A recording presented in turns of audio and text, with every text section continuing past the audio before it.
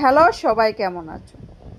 তো অবশ্যই থাম্বনেল দেখে তোমরা বুঝতেই পেরেছো আজকে আমি তোমাদের সাথে একটা পটল ভাজির রেসিপি নিয়ে আসলাম। আসসালামু আলাইকুম, আশা করি সবাই ভালো আছো। তো এই পটল ভাজিটা আমি আগেও অনেকবার ট্রাই করেছি, কিন্তু বারবার আমার থেকে কি করে এই পাশ থেকে ওই পাশে কেটে আলাদা হয়ে যায়। তো আজকে আমি আবারও ভাবলাম দেখি আজকে আর একবার ট্রাই করে দেখি। তো দেখি না সুন্দর হয়, তো ভাবলাম ভিডিওটা করে তোমাদের সাথে শেয়ার করব। তো প্রথমে আমি পটলগুলো সুন্দর করে এভাবে কুচি কুচি করে ট্রাই করে নিলাম।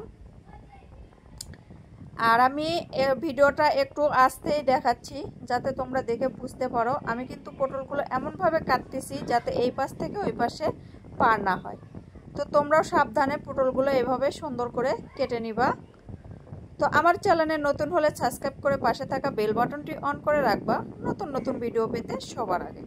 তো আমি আগে সেলাইয়ের ভিডিওটাই রানিং করি, তো এখনও সেলাইয়ের ভিডিওই দিব। তো হঠাৎ করে মনে হলো অনেক দিন পর আবারও যেহেতু ভিডিও দেওয়া শুরু করলাম, তো একটু রান্নার রেসিপিও দিয়ে থাকি মাঝে মধ্যে।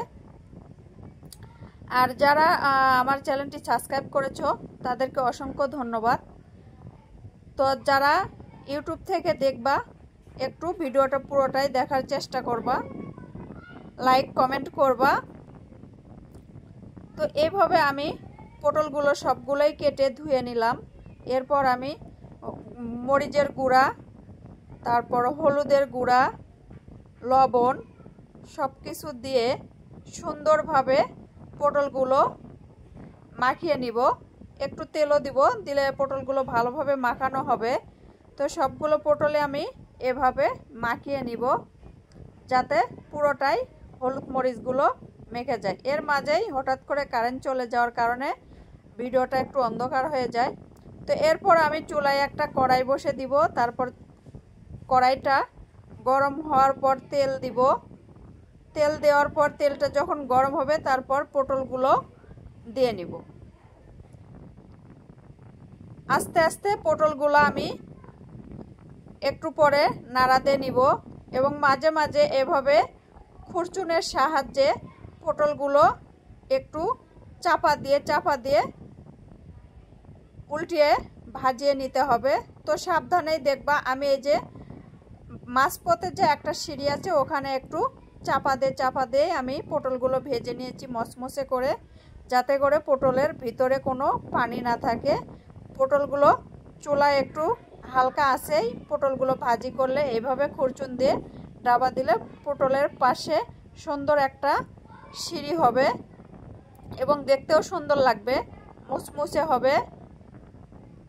তো এভাবে আমি পটলগুলো সবগুলোই হালকা চুলার আঁচে ভেজে নিয়েছি। তো কিছুক্ষণ পর আবারও এভাবে নাড়া দিয়ে পটলগুলো ভেজে নিব। তো আমি একটু আস্তেই পটলগুলো সময় নিয়ে ভেজে নিয়েছি। তো তোমরাও এভাবে ভেজে নিবা। তো পটলগুলো ভাজা আমার শেষ হয়ে গেছে। এভাবে আমি কড়া করে একটু ভেজে নিয়েছি, খেতে খুব সুস্বাদু। তোমরা একবার হলেও ট্রাই করবা আর কমেন্টে লিখে জানাবা কেমন হয়েছে। আজকের মনে ভিডিওটা এখানেই শেষ করব। আবার নতুন ভিডিও তোমাদের সাথে দেখা হবে। আল্লাহ হাফেজ।